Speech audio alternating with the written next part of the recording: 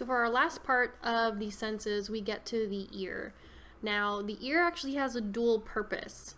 One is probably straightforward, you use your ears for hearing, but you also use them for balance. And we'll talk about balance towards the end of this video.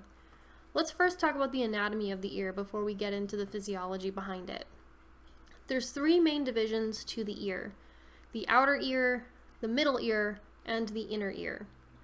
Now, all three of these divisions have to do with hearing, but the inner ear is where we find organs for balance as well.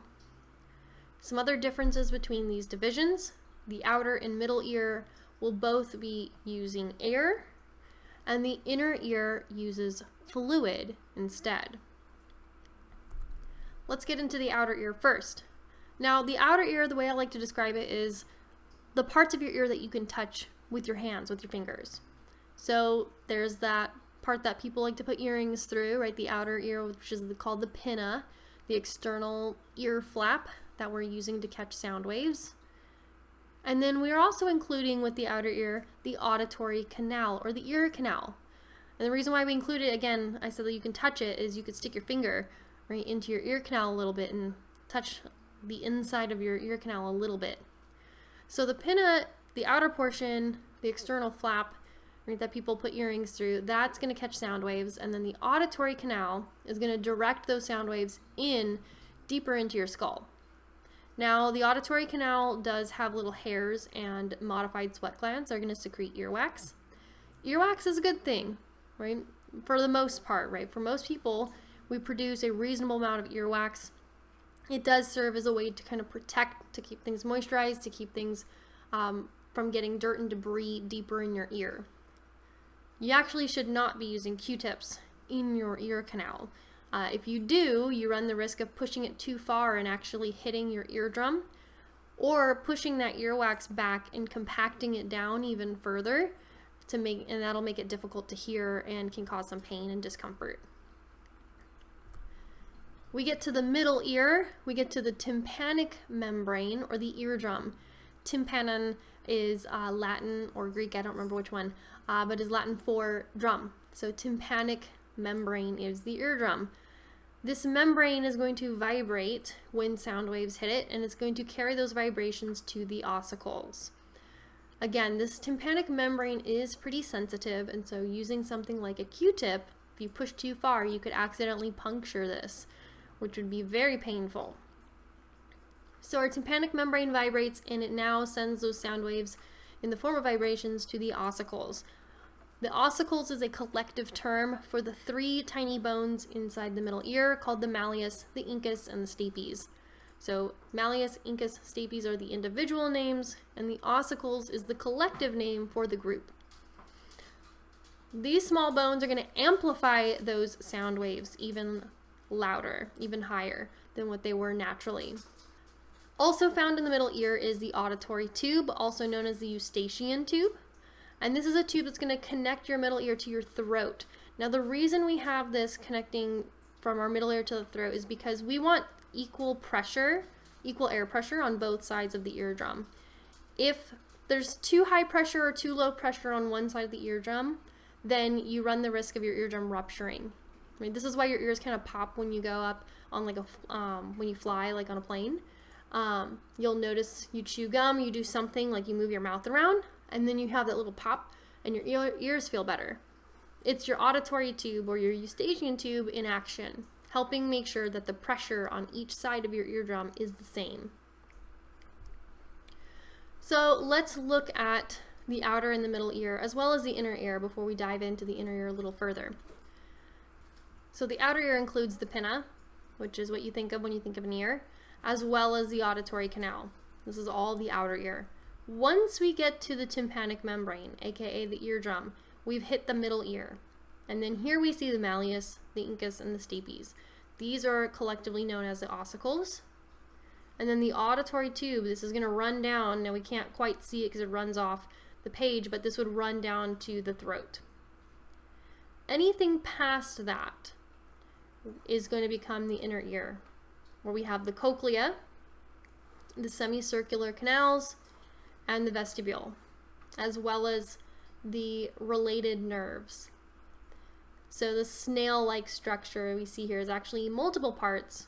They're going to have multiple functions inside the inner ear. So let's look at that inner ear a little bit deeper. Again, this is important for both for hearing as well as for balance. And we have three areas, the ones we already named: the cochlea, the semicircular canals, and the vestibule. Now, before we go into the inner ear, we're gonna see the connection between the middle and the inner ear. So remember that stapes was the last of the three ossicles, that middle ear bone that we saw. When it vibrates, it's gonna strike this membrane that's found on the oval window, and that's gonna cause the fluid inside the cochlea to form waves. We'll talk more about that in just a minute. The vestibule is gonna help with gravitational equilibrium, and the semicircular canals are going to help with rotational equilibrium. So let's start with hearing, and then we'll get into balance for the last part. The inner ear, the cochlea is going to handle hearing in the inner ear. So the cochlea, once it's struck, right, and those waves are coming from the stapes that hit that oval window, we're going to translate those waves into a nerve impulse. Within the cochlea, we have a spiral organ, also known as the organ of Corti, which has these little hair cells. And as these hair cells, when they have these little cilia, they're going to bend with those waves. And those bending of those hairs are going to cause the nerve impulses to initiate. So how high-pitched or low-pitched something sounds is determined by the frequency of the wave. So how often is that wave kind of rolling by? Is it rolling by very often, or is it rolling by less frequently? So if it's really, really high pitched, like this, then the frequency is going to be higher. And if it's a very, very low pitch, which I can't really do very well, then the frequency is going to be lower. Volume is determined by the amplitude. So how strong are these waves? So if they're very, very strong waves, you can expect it to be very loud. And if they're very, very small waves, you can expect it to be very quiet. So let's look at the spiral organ. Right? So we have, again, we're not going to worry too much about knowing all these plates or these structures within the spiral organ, but we do want to pay attention to the hair cells and the stereocilia that are hanging off. So as these bend, right, how they bend, how far they bend, how often they bend is going to initiate that nerve impulse and tell your brain, is this high pitch, is it low pitch, is it loud, is it quiet? That being said, too much noise is not a good thing. Noise pollution is a real problem. And so loud noises, things that are 85 decibels or higher, or chronic noise, meaning noise you're exposed to all the time, can actually damage those cells inside your inner ear. And this can cause problems with mental health, right? If you can't concentrate. Think about if you've ever had a noisy background, right? You're working from home, that might be the case. And it's really hard to concentrate. Maybe you feel really irritable, or maybe you feel really anxious. Those are things that can come from noise happening around you. Noise can also cause loss of sleep and productivity, which can also feed into the inability to concentrate, irritability, and anxiety. So it's something to think about. Right? Noise is not necessarily this thing that just doesn't have any effect on us. It does. It has a mental effect, it has a physical effect. So making sure that, one, we're not exposing ourselves to very loud noises, or at least taking precautions and safety measures when we do have to be exposed, avoiding chronic noise, and then limiting environmental noise that causes us a disturbance to the best of our ability. Things to think about for ourselves to make sure that we're staying healthy. So now we get to the last part of the inner ear, the semicircular canals and the vestibule. Now these are going to detect rotational equilibrium, so angular movement, so going side to side, as well as gravitational equilibrium, moving up and down. So the semicircular canals will handle rotational equilibrium, and then the vestibule with the utricle and the saccule will handle gravitational equilibrium. So let's look at that. So here we see the semicircular canals. We have them in kind of, this is going to give us a three-dimensional look. And so how this fluid flows over the stereocilia and how these stereocilia bend, right, is determined by you moving from side to side.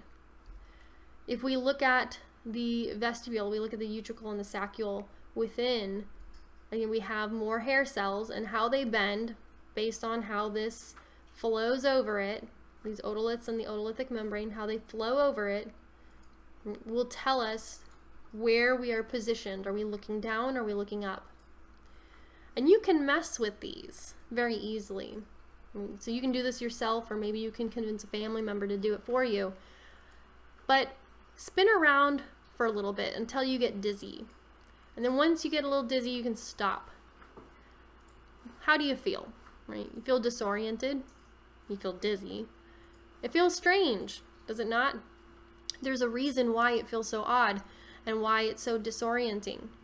The reason is that your position is determined, and how your body kind of understands this position is determined by multiple senses working together, including the inner ear as well as vision. So when you spin around and get dizzy, you stop moving and you feel disoriented. The reason you feel like that is because your eyes are telling your brain that you're not moving, but the fluid in your inner ear is still swishing around. And so because it's swishing around, your inner ear is telling your brain that you are still moving in a certain direction. So it's that conflict of information, the conflict of your inner ear saying, yes, we're moving, and your eyes telling your brain that no, you're not, that gives you that weird kind of feeling.